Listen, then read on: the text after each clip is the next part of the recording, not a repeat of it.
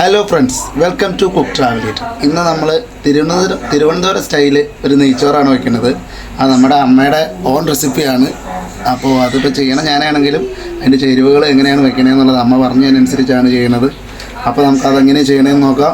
അപ്പോൾ അതിന് വേണ്ടിയിട്ട് നമ്മൾ 1.5 കിലോ അരിക്ക് ആവശ്യമായിട്ടുള്ള വെള്ളം ഇതാ ഒരു ചെറിയ ചെമ്പിൽ വെച്ചിട്ടുണ്ട്.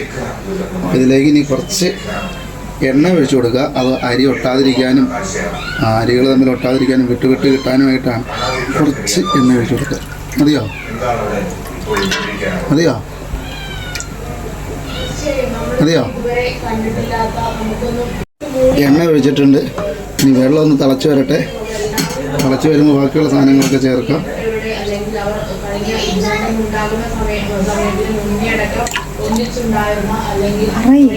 നെയ്യ് ഒഴിച്ചു. അണ്ടിപ്പരിപ്പും മറ്റുള്ള സാധനങ്ങളെല്ലാം കൂടെ ഒരുമിച്ചിടുവാണ്. മുഴുവൻ മസാലയും അണ്ടിപ്പരിപ്പും എല്ലാം കൂടെ ഒരുമിച്ചിടുവാണ്. അതൊക്കെ നമ്മൾ ഇട്ടിട്ടുണ്ട്. ഇത്ര പോകണം. അത് നമ്മൾ അതിനാവശ്യമുള്ള ഉപ്പ് ഇടുവാണ്. ഇട്ടിട്ടുണ്ട്.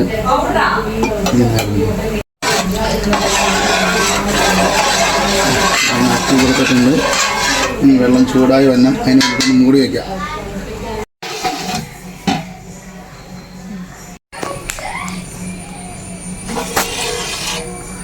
അപ്പോൾ നമ്മുടെ വെള്ളം തിളച്ചിട്ടുണ്ട്. ഇനി നമുക്കതിലേക്ക് അരി ഇട്ട് കൊടുക്കാം.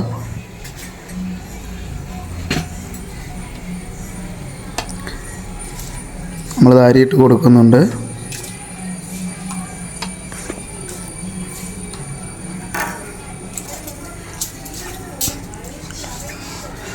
നമ്മളിവിടെ ഉപയോഗിച്ചിരിക്കുന്ന അരി കൈമയുടെ അരിയാണ്. കൈമയുടെ ചെറിയ അരിയാണ്. അതാകുമ്പോഴത്തേക്കും മറ്റുള്ള അരി വെച്ച് ബിരിയാണി ചെയ്യുന്നതിനേക്കാളും കുറച്ച് ഫ്ലേവറും ടേസ്റ്റും കൂടുതൽ കിട്ടും. അതിനുശേഷം നമ്മൾ അരി വെന്ത് വരാനായിട്ട് മൂടി വെച്ചു. ഈ സമയത്ത് നമ്മൾ ബിരിയാണിയുടെ മുകളിൽ ഗാർണിഷ് ചെയ്യാനുള്ള സവാള വറുത്തെടുക്കുന്നുണ്ട്.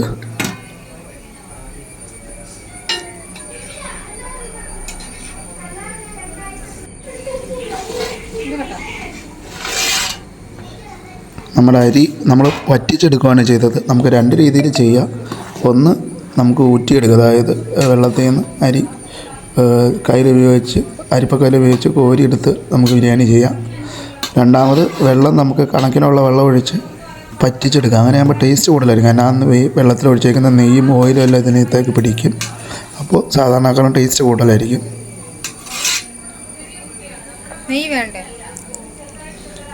പിന്നെ നിങ്ങൾക്ക് ഇതേപോലെയുള്ള ഓർഡറുകളും കാര്യങ്ങളും എന്തെങ്കിലും ഉണ്ടെങ്കിൽ നമ്മളെ വിളിച്ചു കഴിഞ്ഞാൽ നമ്മൾ എത്ര ചെറുതാണെങ്കിലും വലുതാണെങ്കിലും നല്ല രീതിയിൽ ചെയ്തു തരുന്നതാണ്.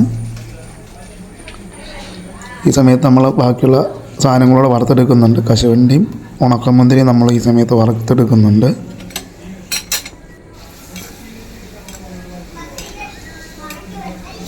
നമ്മുടെ കശുവണ്ടി ഉണക്കമുന്തിരി ഇവിടെ റെഡിയായി വന്നിട്ടുണ്ട്. അത് നമുക്ക് കോരി ഒരു പാത്രത്തിലേക്ക് മാറ്റാം.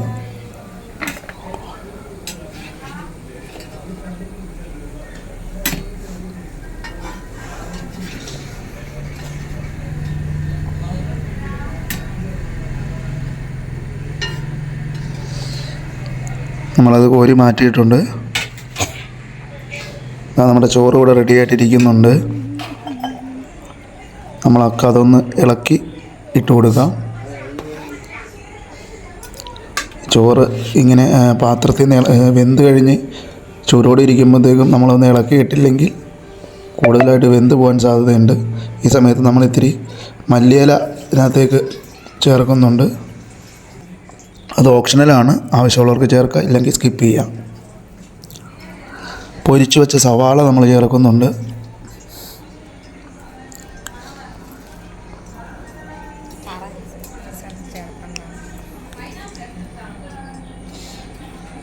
സവാളയൊക്കെ നമ്മുടെ ഇഷ്ടാനുസരണം ചേർക്കാം. ബാക്കിയുള്ള അണ്ടിപ്പരിപ്പും മുന്തിരിയും കൂടെ ചേർത്ത് കൊടുക്കുകയാണ് ഈ സമയത്ത്. അപ്പോൾ നമ്മുടെ നെയ്ച്ചോറിൻ്റെ വീഡിയോ നിങ്ങൾക്ക് എല്ലാവർക്കും ഇഷ്ടപ്പെട്ടെന്ന് വിചാരിക്കുന്നു. എല്ലാവരും തുടർന്ന് സപ്പോർട്ട് ചെയ്യുക, ചാനൽ സബ്സ്ക്രൈബ് ചെയ്യുക.